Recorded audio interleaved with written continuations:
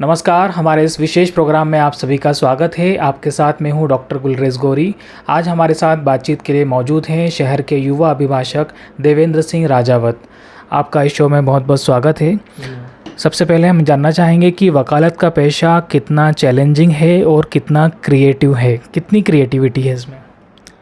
देखिए, वकालत का पेशा जो शुरुआत में जो है काफ़ी चैलेंजेस इसमें हमको फेस करना पड़ते हैं, क्योंकि शुरुआती दौर में सोर्स ऑफ इनकम इसमें जो है हम किसी भी अगर सीनियर के पास में काम सीखने के लिए जाते हैं तो वहाँ पे हमें उन्हें समय देना पड़ता है 1 साल 2 साल 3 साल, तब जाके हम कहीं उसमें जो है कुछ चीज़ें सीख पाते हैं। और वहाँ पर जो सबसे बड़ी जो हम चीज़ फेस करते हैं, क्योंकि हमारा ग्रेजुएशन हो चुका है, हम LLB कर चुके हैं, उसके बाद जो है हमें जो युवा जो देखता है वो देखता है कि कुछ सोर्स ऑफ इनकम हो। उसमें जो सबसे बड़ा जो चैलेंज है वो इसमें शुरुआती दौर में आपको जो है सोर्स ऑफ इनकम नील के बराबर रहेगा। इसमें आपको बड़े पेशेंस रखने हैं काम को सीखने के लिए।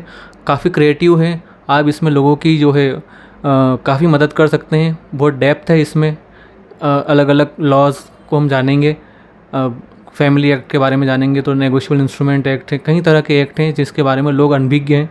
तो अगर आप इस पेशे में आते हैं तो आप इसमें जो है लॉ की फील्ड में काफ़ी कुछ बेहतर कर सकते हैं, पर ज़रूरत है पेशेंस रखने की। हम बात करें कि जब आम आदमी के साथ कोई दुखद घटना होती है, या फिर ऐसी बात करें कि किसी शासकीय कार्यालय में या किसी पुलिस के द्वारा उसके साथ बदतमीज़ी की जाती है या उसके अधिकारों का हनन किया जाता है या कोई ज़्यादती होती है, तो ऐसे में एक आम आदमी को सबसे पहले क्या करना चाहिए, क्या स्टेप्स हो सकती हैं? देखिए, इसमें सबसे पहले जो है एक भ्रांति लोगों के बीच में है कि हमें जो है काले कोट से बचना चाहिए। उस भ्रांति से दूर होना चाहिए, क्योंकि जो सबसे पहले आपके अधिकारों की जो रक्षा करेगा, अगर आपके साथ कोई ज़्यादती हो रही है, सरकारी विभाग में हो रही है, पुलिस डिपार्टमेंट में हो रही है या कहीं और भी हो रही है, तो उसके लिए आपको जो है एक लीगल कंसल्टेंट की ज़रूरत है, ये लीगल एडवोकेट की ज़रूरत है। उससे हमें डरना नहीं चाहिए, डरने की आवश्यकता नहीं है। लोगों के मन में क्या है कि हमें जो है वकील साहब के पास जाएंगे तो कुछ हमसे पैसा ले लेंगे या कुछ हमें उलझा देंगे या कोर्ट कचहरी कौन करेगा। ये जो भावना है कि कोर्ट कचहरी कौन करेगा, इससे क्या है कि लोग ये जो सरकारी विभाग और ये हैं, यहाँ पे लोगों का बहुत हनन हो रहा है अधिकारों का।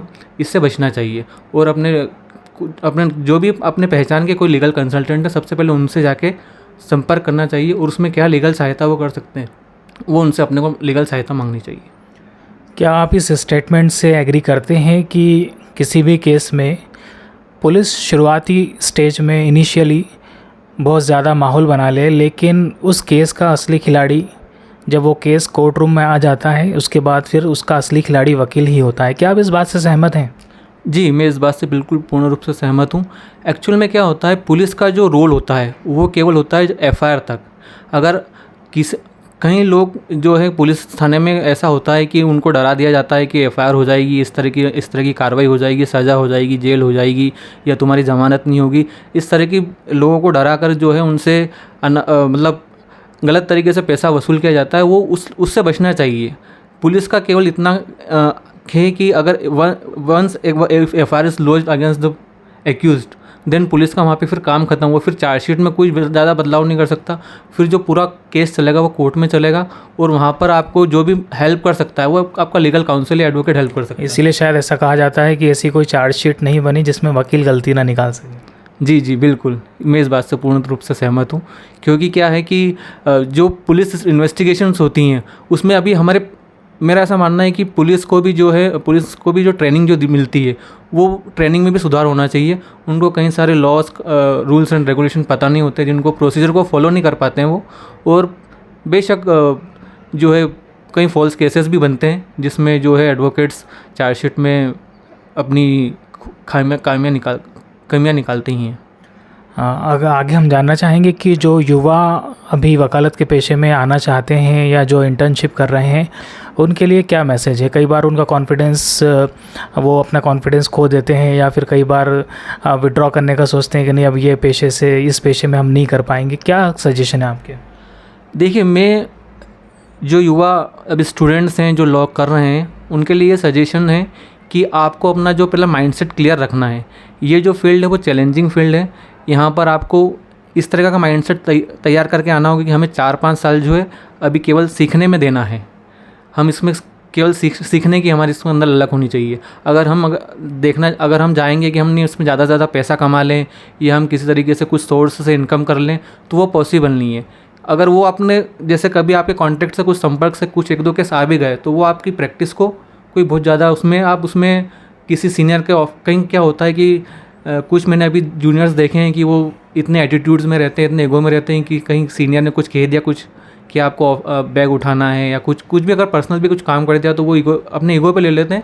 इन चीज़ों को ईगो पे नहीं लेना चाहिए। ये एक पार्ट ऑफ ऑफिस वर्क होता है।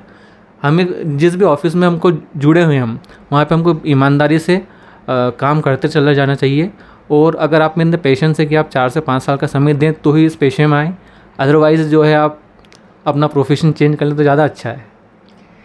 क्या वकालत में भी ये बात सही साबित होती है कि रिकंस्ट्रक्शन करने के लिए पहले डिकंस्ट्रक्शन करना पड़ेगा, मतलब चीज़ों के तह तक जाना पड़ेगा, खोदना पड़ेगा? क्या ये वकालत में भी लागू होती है ये चीज़? जी, अगर हम प्रकरण की या किसी भी केस की बात करें तो केस में जब तक हम उस चीज़ की तह तक नहीं जाएंगे, क्योंकि जब तक कई बार ऐसा होता है कि पक्षकार जो है कुछ बात छुपा लेते हैं। उससे क्या होता है कि उन्हीं के केस को जो है वो समझ नहीं पाते इस चीज़ को कि हमें वकील साहब से या हमारे जो लीगल कंसल्टेंट है उनसे किसी कोई बात छुपानी नहीं चाहिए। उससे क्या होता है कि उन्हीं का केस कमज़ोर होता है। ऐसा कहा भी गया है कि डॉक्टर से कोई बीमारी और वकील से कोई बात छुपानी नहीं चाहिए। उसमें क्या होता है कि आपने कोई हमें बात बताई नहीं और बाद में इन फ्यूचर अब वो अगर बात आती है तो उसको फिर डिफेंड करना मुश्किल हो जाता है। इसलिए जो है ये बहुत ज़रूरी है कि उस केस की लड़ने से पहले उस केस की तह तक जाना बहुत ज़रूरी है। हाँ, वकालत के अंदर ड्राफ्टिंग के समय और कोर्ट रूम के अंदर शब्दों का चयन एक बड़ी भूमिका अदा करता है। इस बारे में क्या कहेंगे?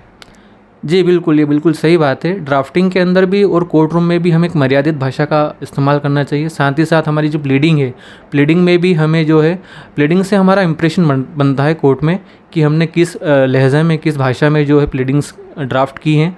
तो इनका अपने आप में बहुत अत्यधिक महत्वपूर्ण है। तो इस चीज़ का हमें ध्यान रखना चाहिए और कोर्ट में भी मर्यादित भाषा का इस्तेमाल करना चाहिए। कोर्ट में और वकालत में एक चीज़ काफ़ी सुनने में आती है, बात करने में आती है, प्रिजम्पशन। तो हम ये जानना चाहेंगे कि कभी प्रिजम्पशन का मिथक टूटता भी है या फिर प्रिजम्पशन का दबदबा हमेशा कोर्ट में कायम रहता है? क्या कहेंगे? नहीं, देयर आर सर्टेन लॉज जिनमें प्रिजम्पशंस हैं, presumptions to the general rule हैं। अब उन प्रिजम्पशंस को तोड़ने के लिए हर केस में प्रिजम्पशंस लागू हों ऐसा ज़रूरी नहीं है। हर केस की अपनी जो है भूमिका अलग होती है।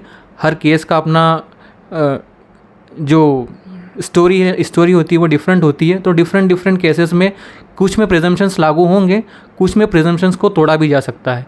वो डिपेंड करता है कि वो केस की स्टोरी क्या है।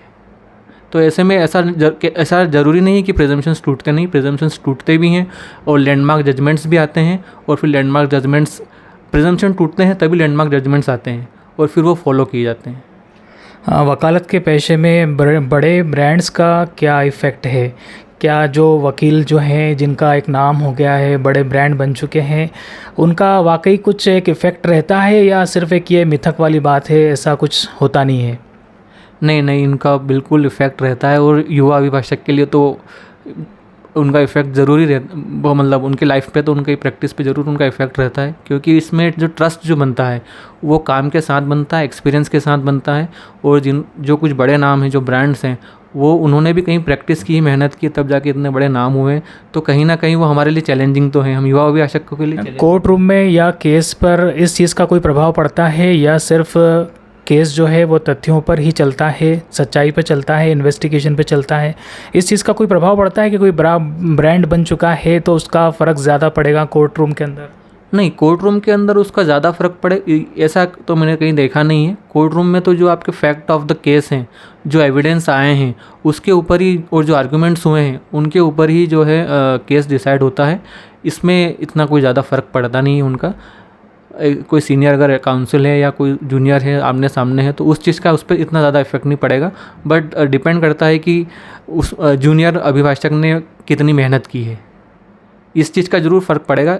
बाकी वहाँ सीनियर जूनियर कोर्ट रूम के अंदर तो नहीं देखा जाएगा, उसका इतना ज़्यादा इम्पैक्ट नहीं है। हाँ, देवेंद्र जी, हमसे बात करने के लिए, हमारे इस प्रोग्राम में शामिल होने के लिए आपका बहुत बहुत धन्यवाद।